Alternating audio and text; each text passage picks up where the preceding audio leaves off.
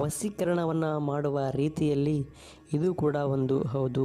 ನಾನು ಇವತ್ತು ನಿಮಗೆ ಹೇಳೋಕೆ ಹೊರಟಿರುವ ಒಂದು ಪ್ರಭಾವಶಾಲಿಯಾದಂಥ ವಶೀಕರಣ ತಂತ್ರ ಕೂಡ ಇದು ಹೌದು. ನಾವು ಇಲ್ಲಿ ಒಂದು ಲವಂಗವನ್ನು ತೆಗೆದುಕೊಂಡು ಇಷ್ಟಪಟ್ಟಂಥ ಸ್ತ್ರೀಯನ್ನು, ನಾವು ಇಷ್ಟಪಟ್ಟಂಥ ಗೃಹಿಣಿಯನ್ನು, ನಾವು ಇಷ್ಟಪಟ್ಟಂಥ ಮಹಿಳೆಯನ್ನು, ಅಥವಾ ಗಂಡ ಹೆಂಡತಿ ಜಗಳ ಆಗಿ ಅಥವಾ ಹುಡುಗ ಹುಡುಗಿ ಪ್ರೀತಿ ಮಾಡಿ ದೂರ ಆಗಿದ್ದರೆ ಅಂಥವ್ರನ್ನ ನಾವು ಈಗ ಹೇಳುವಂಥ ಒಂದು ವಶೀಕರಣದ ತಂತ್ರದ ಮೂಲಕ ಯಾವ ರೀತಿಯಾಗಿ ಅವರನ್ನು ನಮ್ಮ ವಶ ಮಾಡಿಕೊಳ್ಬೋದು, ಅವರಾಗೆ ನಮ್ಮ ಹತ್ತಿರ ಒಲಿದು ಬರುವ ಹಾಗೆ ಕೇವಲ ಒಂದೇ ಒಂದು ಲವಂಗವನ್ನು ತೆಗೆದುಕೊಂಡು ಯಾವ ರೀತಿ ಮಾಡ್ಕೊಳ್ಬೋದು ಅನ್ನೋದನ್ನು ಇವತ್ತಿನ ವಿಡಿಯೋದಲ್ಲಿ ನಿಮಗೆ ಸಂಪೂರ್ಣವಾಗಿ ತಿಳಿಸಿಕೊಡ್ತೀನಿ.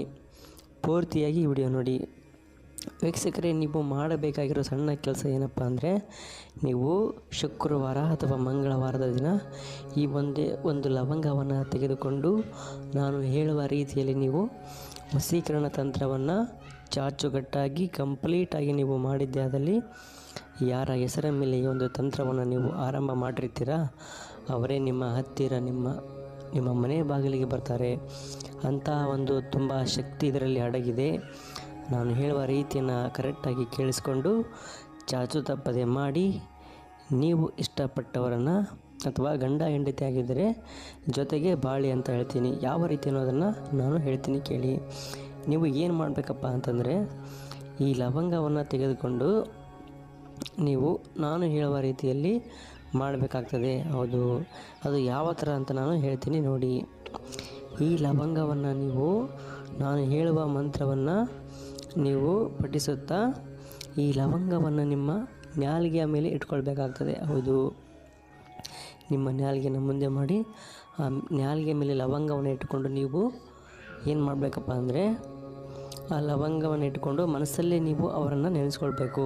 ಯಾರನ್ನು ವಶೀಕರಣ ಮಾಡ್ಕೊಳ್ತೀರ ಅವರನ್ನು ನೆನಪು ಮಾಡ್ಕೊಳ್ಬೇಕು. ಹೌದು, ಆ ಥರನಾಗಿ ನೀವು ನೆನಪು ಮಾಡಿಕೊಂಡು ನಂತರ ಏನು ಮಾಡಬೇಕಂತ ಹೇಳ್ತೀನಿ.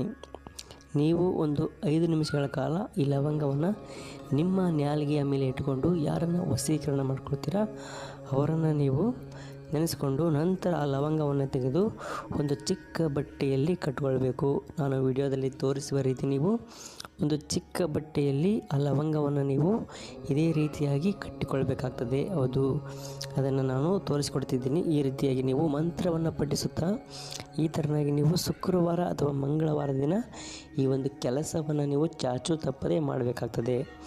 ನಂತರ ನೀವು ಹೀಗೆ ಬಿಗಿಯಾಗಿ ಈ ಲವಂಗವನ್ನು ಕಟ್ಟಿಕೊಂಡು ಯಾರನ್ನು ವಶೀಕರಣಕ್ಕೆ ರೆಡಿ ಮಾಡ್ಕೊಳ್ತಿದ್ದೀರಾ ಅವರ ಮನೆಯ ಹತ್ತಿರ ಹೋಗಿ ಅವರಿಗೆ ಗೊತ್ತಾಗದೆ ಹಾಗೆ, ಅವರಿಗೆ ಅಂತಲ್ಲ ಯಾರಿಗೂ ಸಹ ಗೊತ್ತಾಗದ ಹಾಗೆ ನೀವು ಆ ಒಂದು ಲವಂಗದ ಗಂಟನ್ನು ಅವರ ಮನೆಯ ಮುಂದೆ, ಅವರ ಬಾಗಿಲಿನ ಎದುರಿಗೆ, ಅಂದರೆ ಅವರ ಬಾಗಿಲನ್ನು ನೀಟಾಗಿ ಸ್ವಲ್ಪ ದೂರದಲ್ಲಾದರೂ ಪರವಾಗಿಲ್ಲ ಅದನ್ನು ನೀವು ಗುಂಡಿ ತೆಗೆದು ಯಾರಿಗೂ ಕಾಣದಾಗೆ ಹೋಗಿದ್ದು ಬಂದರೆ ನೀವು ಬಂದ ಕೆಲವೇ ಗಂಟೆಗಳಲ್ಲಿ ಅವರೇ ನಿಮ್ಮನ್ನು ಹುಡುಕಿಕೊಂಡು ಬರ್ತಾರೆ. ಹೌದು, ನಿಮಗೆ ಡೌಟ್ ಇದ್ದರೆ ನಮ್ಮ ಗುರುಗಳಿಗೆ ನೀವು ಕರೆಯನ್ನು ಮಾಡಿ